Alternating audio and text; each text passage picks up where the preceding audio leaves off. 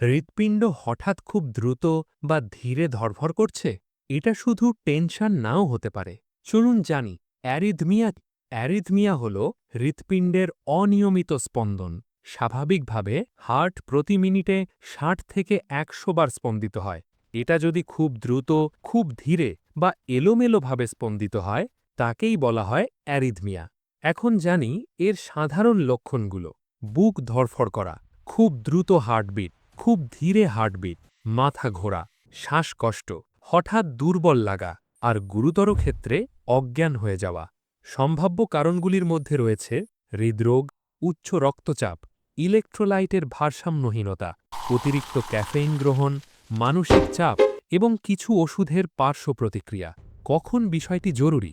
যদি দেখা যায় আপনি অজ্ঞান হয়ে যাচ্ছেন, বুকে ব্যথা হচ্ছে, শ্বাস নিতে কষ্ট হচ্ছে, তাহলে দেরি করবেন না। অবিলম্বে জরুরি চিকিৎসা নিন।